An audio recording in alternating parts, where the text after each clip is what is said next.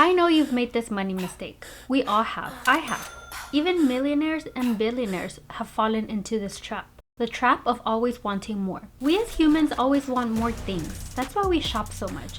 We often spend years working hard to buy things that eventually end up in storage, get donated, or are thrown away.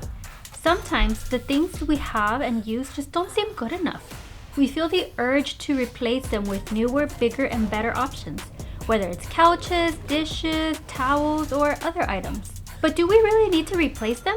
We might enjoy our new items for a while, but eventually they become the new normal. Before long, we find ourselves wanting to replace them again, chasing after the latest trends, whether it's white, clear, or whatever else is in style. Often, we overlook the value of our current possessions and constantly seek replacements for things that are still functional. They are just things at the end of the day.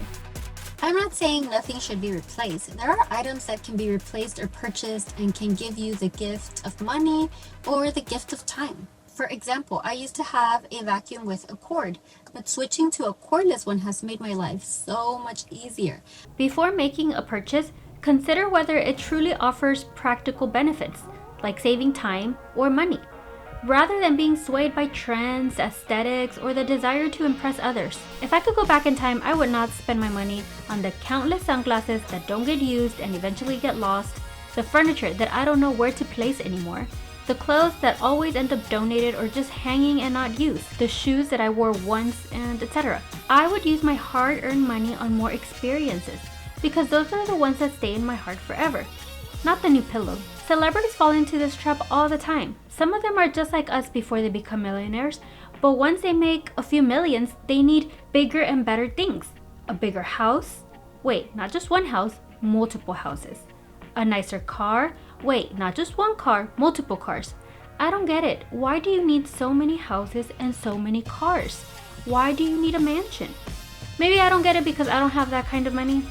I just feel like I'd always be worried about maintaining a high income to sustain my high lifestyle. It's a lot of pressure. Joe Rogan gave a great personal example regarding this. I always tell people this. This is an important lesson that I learned when I was 27. When I was 27 was the first time I ever had a nice apartment. I moved to Hollywood. I was on a television show, and I got this place in North Hollywood, and it had a loft.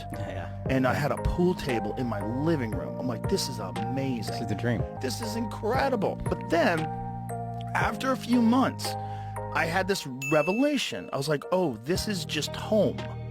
This is the same feeling I had in my shitty apartment in New York. Yeah. It's just home. The high wears off. Exactly. It's the same feeling. Yeah. The exact same feeling. But if you gotta bust your ass and really kill yourself for the same feeling, it's not worth it. Always wanting more brings us to our next mistake, living beyond our means. The simple definition for living beyond your means is to spend more money than you earn or can afford. I've fallen into this trap thanks to whoever invented credit cards. I know I'm not the only one. For many, many years, I spent more than I made. Again, one of the reasons this happened is because I always wanted the biggest, newest, nicest things. I know I said don't spend your money on the new shiny thing, but definitely don't purchase unnecessary items if you don't have the money for it. The last mistake I will address is valuing money over time. As long as I can remember, I've always valued money over time. I've worked for many years, yet I don't have much to show for it. This is largely due to my past tendency to live beyond my means and my constant desire for the latest shiny things. It was actually recently, like 3 years ago, in my mid-30s, that I finally realized the value of time. I stopped working evenings and weekends and started spending more time with my family or just by myself, without working. Time is key. It gives us the opportunity to think and reflect on what we're doing right and what we need to improve. It's a chance to get to know ourselves better, to discover what brings us joy, and to focus on enhancing both our physical and mental well-being. It's not all about work and money. It's also about time and you. So live below your means, know when you have enough, and enjoy your time on this planet.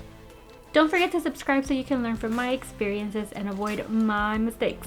Okay, see you in the next video. Bye!